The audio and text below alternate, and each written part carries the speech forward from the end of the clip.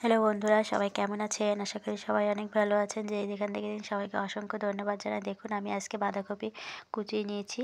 বাঁধাকপি দিয়ে দুটো ডিম দিয়ে আমি মজার মাখো মাখো তরকারি রান্না করবো। সো তার জন্য শুরু থেকে শেষ পর্যন্ত দেখতে হবে। আর আমি বাঁধাকপি কিন্তু একদম বেশি কুচিয়ে নিই নাই, কারণ যেহেতু আমি ঘন্ট রান্না করব না, তরকারি করব, সেহেতু আমি একটু মোটা মোটা করে কেটে নিয়েছি। তারপরে আমি ডিম ডিম ভেজে নিয়ে আমি চাক চাক করে কেটে নিয়েছি, কারণ এক ভিন্ন রকমভাবে আমি বাঁধাকপি দিয়ে ডিম রান্না করছি মাখো মাখো। সো তার জন্য আমি তেলে দিয়েছি তেজপাতা ফোড়ন, জিরা ফোড়ন, একটু এলাচ দিয়েছি, দারচিনি দিয়েছি। তারপর আমি কেটে রাখা বাঁধাকপিগুলো কুচিয়ে রাখা সেগুলো আমি তেলের উপর দিয়ে দিব এবং পরিমাণ মতো নুন, ঝাল, হলুদ সেবন দেবো, দিয়ে সুন্দর করে নাড়াচাড়া করে নেব। আপনারাও কিন্তু এই মজার রেসিপিটি বাসায় তৈরি করে খেতে পারেন এক ভিন্ন রকমভাবে ডিম রান্না। সো সবসময় কিন্তু একরকম খেতে কিন্তু কারোরই ভালো লাগে না। সো সবই কিন্তু খাবার, কোনো কিছু কিন্তু অখাবার নেই। সো আমরা যদি রান্নার প্রসেসটা জানি, তো আমরা কিন্তু রান্না করে সেটা পরিবারের সকলে মিলে।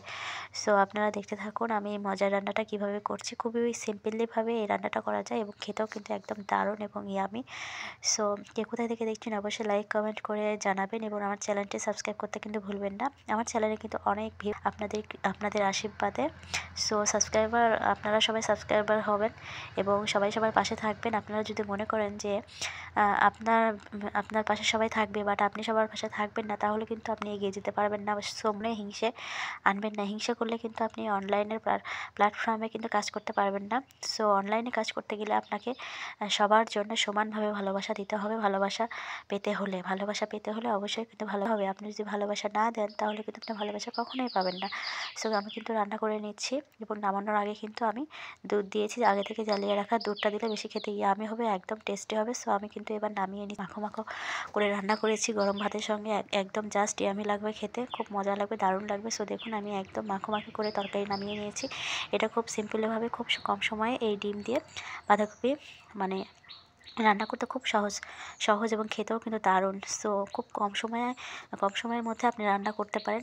সবার বাড়িতেই এই উপকরণগুলো সবার বাড়িতেই থাকে। সো ভেরি সিম্পলিভাবে আপনি রান্নাটা করে পরিবারের সকলে মিলে পরিবেশন করতে পারেন। সো আমি নামিয়ে নিচ্ছি। দেখুন আমার রান্নাটা কেমন হয়েছে অবশ্যই কমেন্ট করে জানাবেন এবং আপনাদের সুন্দর সুন্দর কমেন্টগুলো আমাকে এগিয়ে যাওয়ার জন্য অনুপ্রেরণার জায়গায়, শক্তি সাহস জায়গায়।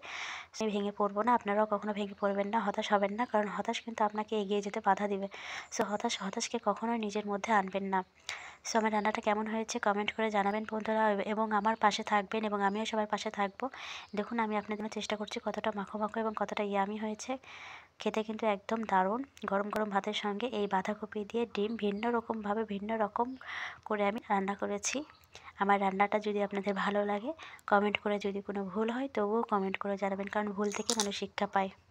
টাটা বন্ধুরা।